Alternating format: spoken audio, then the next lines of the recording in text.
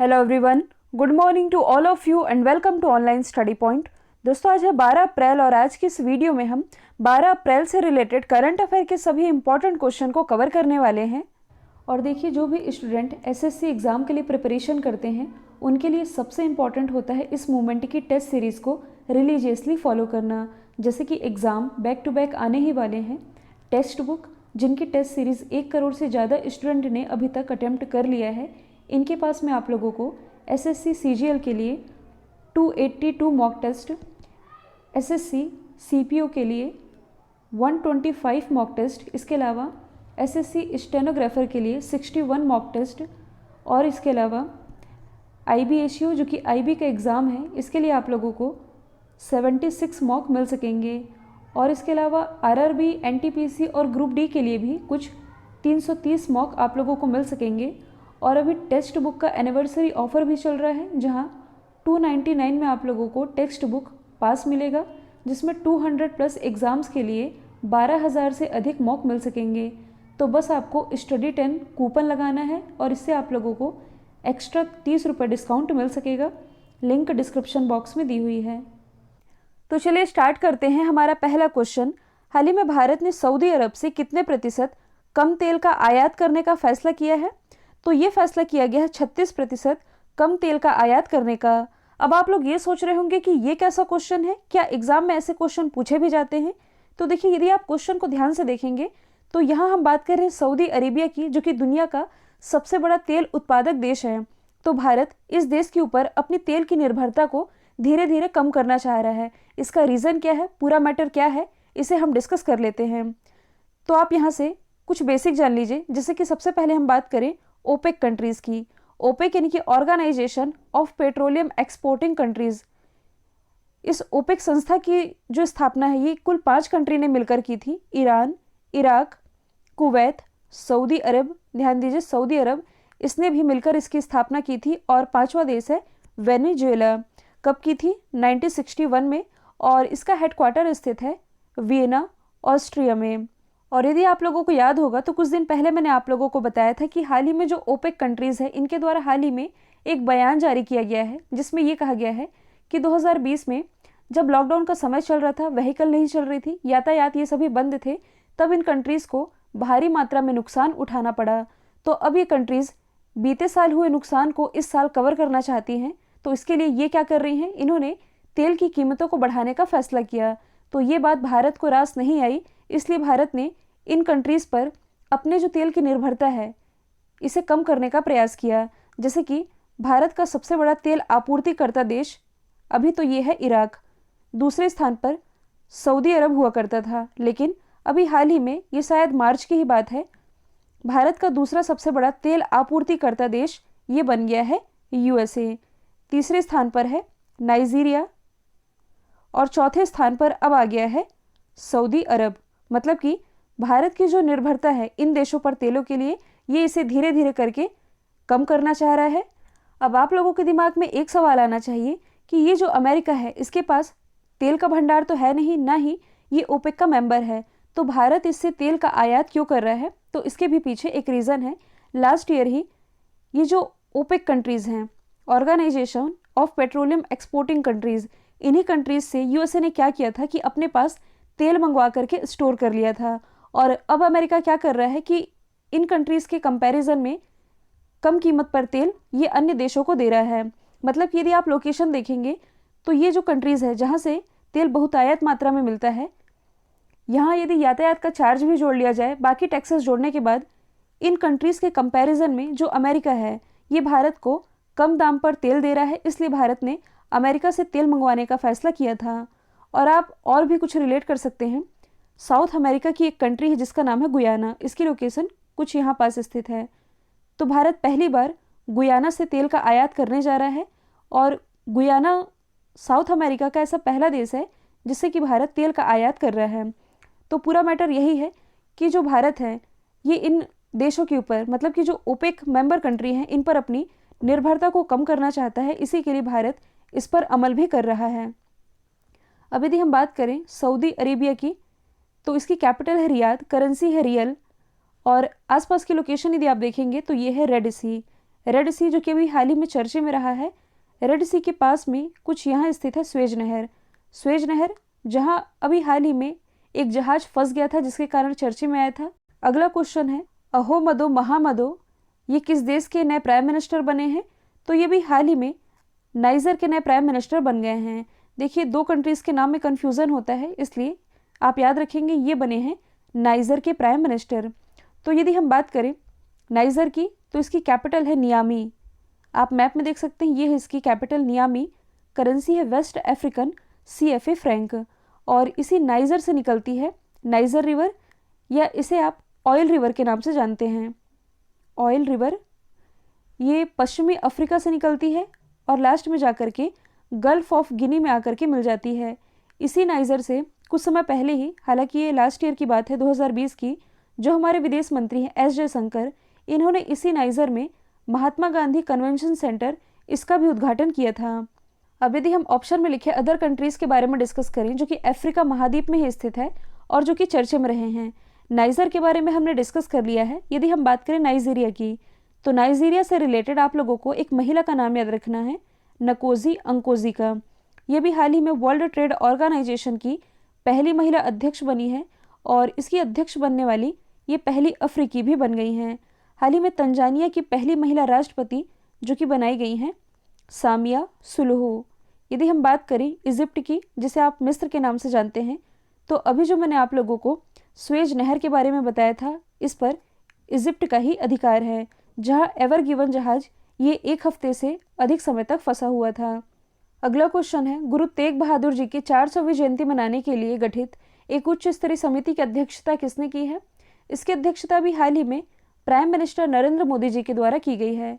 यदि हम बात करें गुरु तेग बहादुर जी की, जो कि सिखों के 9वें गुरु थे, और इनके बारे में आप लोगों ने पढ़ा भी होगा कि इन्होंने इस्लाम धर्म स्वीकारने से मना कर दिया था, जिसके कारण जो मुगल शासक था औरंगजेब, इनके आदेश पर इनकी हत्या करवा दी गई थी। अगला क्वेश्चन है हाल ही में किस देश ने अलीबाबा ग्रुप पर $2.8 बिलियन का जुर्माना लगाया है? तो ये जुर्माना लगाया गया है चाइना के द्वारा। अलीबाबा ये तो चाइना की ही कंपनी है, तो चाइना ने अपने ही देश की इतनी बड़ी कंपनी पर इतना बड़ा जुर्माना क्यों लगाया है, तो इसे हम समझ लेते हैं। सबसे पहले यदि हम बात करें अलीबाबा कंपनी की, जो कि चाइना की सबसे बड़ी ई-कॉमर्स कंपनी है, जैसे कि अमेज़ॉन है, फ्लिपकार्ट है, वैसे ही चाइना की सबसे बड़ी ई-कॉमर्स कंपनी का नाम है अलीबाबा, जिसके फाउंडर हैं जैक मा। जैक मा जो कि दुनिया के 100 सबसे अमीर लोगों की लिस्ट में शामिल हैं। इन्हीं की कंपनी पर अभी तक लगाया गया ये सबसे बड़ा जुर्माना माना जा रहा है। अब ये पूरा मैटर है क्या? तो देखिए पिछले ही साल की बात है, जो जैक मा है इन्होंने चाइना की जो कम्युनिस्ट पार्टी है इसे ये जताया था कि चाइना के फाइनेंशियल सिस्टम में बदलाव की ज़रूरत है, ताकि जो कारोबारी लोग हैं ये नई पहल की शुरुआत कर सकें। और तभी से चाइना की जो सरकारी मीडिया है इसने जैक मा के खिलाफ ऑनलाइन दुष्प्रचार करना शुरू कर दिया। मतलब कि लगातार इनकी इमेज खराब करने लगे। कहने का मतलब है कि एक बार इन्होंने चाइना की व्यापार व्यवस्था पर सवाल क्या उठाया, चाइना की सरकार इनके पीछे हाथ धोकर पड़ गई है। और ऐसा माना जा रहा है कि चाइना के जो प्रेसिडेंट है शी जिनपिंग, इन्हीं के इशारे पर इन्हें पूरी तरह से बर्बाद करने की कोशिश की जा रही है। मतलब कि इन किन प्रकार किसी भी तरह से इन्हें लपेटा जाए और इन्हें किसी जाल में फंसाया जाए। अब बोलने की आज़ादी तो हर किसी के पास होती है, अब हर देश भारत तो नहीं होता ना। तो यही है कि अलीबाबा के जो फाउंडर है जैक मा, इन्होंने एक बयान जारी किया जो कि यहाँ की सरकार को पसंद नहीं आया, जिसके कारण मतलब कि किसी तरह इन्हें फंसा करके $2.8 बिलियन का जुर्माना इन पर लगा दिया गया है, जो कि अलीबाबा ग्रुप पर लगाया गया सबसे बड़ा जुर्माना माना जा रहा है। यदि हम बात करें चाइना की, इसकी कैपिटल है बीजिंग, करेंसी है रेनमिनवी, प्रेसिडेंट है शी जिनपिंग। एशिया की जो सबसे लंबी रिवर है यांगची रिवर, ये चाइना में ही प्रवाहित होती है। और ये जो आप देख रहे हैं जिनजियांग प्रांत, ये भी चर्चे में रहा है, क्योंकि अच्छा ये चर्चे में आया क्यों था? क्योंकि यहाँ उइघर मुस्लिम, इन्हें यहाँ प्रताड़ना दी जाती है, जिस पर रिपोर्ट बना करके अभी हाल ही में BBC के द्वारा प्रस्तुत की गई थी, जिसके कारण चाइना ने इस न्यूज़ चैनल को यहाँ बैन भी कर दिया था। अगला क्वेश्चन है हाल ही में मेगा व्यापारिक समझौते पर हस्ताक्षर करने वाला पहला देश कौन बना है? तो ये बन गया सिंगापुर। मेगा व्यापारिक समझौता मतलब कि हम बात कर रहे हैं RCEP की, रीजनल कॉम्प्रहेंसिव इकोनॉमिक पार्टनरशिप, जिसे आप हिंदी में कहते हैं क्षेत्रीय व्यापक आर्थिक साझेदारी। और ये जो RCEP है ये चाइना की अगुवाई में किया गया दुनिया का सबसे बड़ा मुक्त व्यापार समझौता है यानी कि फ्री ट्रेड अग्रीमेंट है। इसकी मेंबर कंट्रीज़ हैं, मतलब कि आसियान की 10 मेंबर कंट्री, इसके अलावा 5 अन्य। कौन है 5 अन्य? Australia, China, Japan, south Korea और न्यूजीलैंड। ये है इसकी मेंबर कंट्रीज़, जिन्हें आप मैप में भी देख सकते हैं। खास बात यह है कि ये जो कंट्रीज़ हैं, मतलब कि आसियान का जो हिस्सा है, यहाँ विश्व की 1/3 आबादी निवास करती है और पूरी दुनिया के 30% जीडीपी का प्रतिनिधित्व ये आरसीईपी कंट्रीज़ करती हैं। यहाँ से आपको ये याद रखना है कि आरसीईपी का सदस्य भारत नहीं है। भारत क्यों नहीं है? तो इसका भी कुछ रीज़न है। तो आरसीईपी का सदस्य ना बनने के पीछे भारत का एक प्रमुख कारण है कि ये जो समझौता है, इसके तहत सदस्य देशों के बीच आयात पर लगने वाला जो टैरिफ है, इसे 92% तक कम करने की बात कही गई है। और उस हिसाब से यदि देखा जाए तो भारत को बीते वर्षों में काफ़ी नुकसान उठाना पड़ रहा है, जिसके कारण भारत इसकी सदस्यता को स्वीकार नहीं कर रहा है। लेकिन अब इसकी सदस्यता को, मतलब आप कह सकते हैं कि समझौते के तहत हस्ताक्षर करने वाला जो पहला देश है, ये बन गया है सिंगापुर। सिंगापुर की यदि हम बात करें, इसकी कैपिटल है सिंगापुर सिटी, करेंसी है डॉलर, प्राइम मिनिस्टर 12 से बनाए गए हैं, इनका नाम है ली सियुन लुंग। एप्पल के द्वारा विश्व का पहला तैरता हुआ फ्लोटिंग रिटेल स्टोर यह सिंगापुर में ही स्थापित किया गया है। इसके अलावा हाल ही में उत्तर प्रदेश के सिद्धार्थनगर से इसी सिंगापुर को बुद्धा चावल, या आप कह सकते हैं काला नमक चावल, ये भी सप्लाई किया गया है। अगला क्वेश्चन है, बराक परमाणु ऊर्जा संयंत्र ने किस देश में अपना वाणिज्यिक परिचालन शुरू किया है? तो इसकी शुरुआत अभी हाल ही में की गई है, यूएई में। अब ये क्वेश्चन इसलिए भी इम्पॉर्टेंट है क्योंकि यदि आप लोगों को याद होगा तो कुछ दिन पहले मैंने आप लोगों को बताया था कि यूएई के द्वारा इसका पहला परमाणु ऊर्जा संयंत्र स्थापित किए जाने की घोषणा की गई थी और ऐसा करने वाला ये पहला अरब कंट्री बन गया है। तो इसने ये जो अपना पहला परमाणु ऊर्जा संयंत्र स्थापित किया है, ये इसकी जो राजधानी अबू धाबी, इसी के पास स्थापित किया है, जो कि 22.4 अरब डॉलर की लागत से बनाया गया है, जो कि सऊदी अरब की 1/4 बिजली की ज़रूरत को पूरा कर सकेगी। ये क्वेश्चन इंपॉर्टेंट है, इसे आप ज़रूर याद रखेंगे। और इसके लिए जो यूएई और अमेरिका ने एक द्विपक्षीय समझौते पर हस्ताक्षर किए हैं, जिसे आप 123 समझौते के नाम से जानते हैं। अब ये 123 समझौता ये है क्या? तो ये जो समझौता है, ये अमेरिका के परमाणु ऊर्जा अधिनियम 1954 इसी की धारा 123 इसी के तहत किया गया है। इस कारण इसे 123 समझौते के नाम से जाना जाता है, मतलब कि ये इसी के नाम से प्रसिद्ध है। यूएई की यदि हम हिस्ट्री की बात करें तो ये 1971 में अस्तित्व में आया था। उस हिसाब से यदि देखा जाए तो 2021 में, मतलब कि इस साल, ये अपनी आज़ादी की 50वीं सालगिरह मना रहा है। और इसी खुशी के मौके पर इसने लास्ट ईयर ही, मतलब कि 2020 में, अपना पहला मार्स मिशन, जिसका नाम है होप, ये लॉन्च किया था, जो कि इस साल इसकी 50वीं सालगिरह तक मंगल के ऑर्बिट में पहुंच भी चुका है। फर्स्ट क्वेश्चन में मैंने आप लोगों को ओपेक के बारे में बताया था, जिसकी स्थापना 1961 में की गई थी, तो ये इसका मेंबर 1967 में बना था। यूएई की कैपिटल है अबू धाबी। यूएई में स्थित है दुबई, जहां विश्व का सबसे ऊंचाई पर स्थित, यानी कि दुनिया का सबसे ऊंचा झूला, ये यहीं स्थापित किया गया है। और यूएई की करेंसी क्या है? तो ये है दिरहम। आप देख सकते हैं ट्रॉपिक ऑफ कैंसर यानी कि कर्क रेखा इसके बीचों बीच से होकर के गुजर रही है। कुछ यहाँ पास स्थित है हॉर्मुज स्ट्रेट। हाल ही में केंद्रीय मंत्री पीयूष गोयल ने किस राज्य में हंसडीहा गोड्डा रेल लाइन ये राष्ट्र को समर्पित की है? तो ये समर्पित की गई है झारखंड राज्य से। इसकी जो लंबाई है ये 32 किलोमीटर है और इसके उद्घाटन के साथ ही नए रोजगार के अवसर सृजित होंगे और ये कनेक्टिविटी को बढ़ावा देने में भी हेल्प करेगी। इसी की जो शुरुआत है, मतलब कि इसका उद्घाटन केंद्रीय रेल मंत्री पीयूष गोयल जी के द्वारा किया गया है।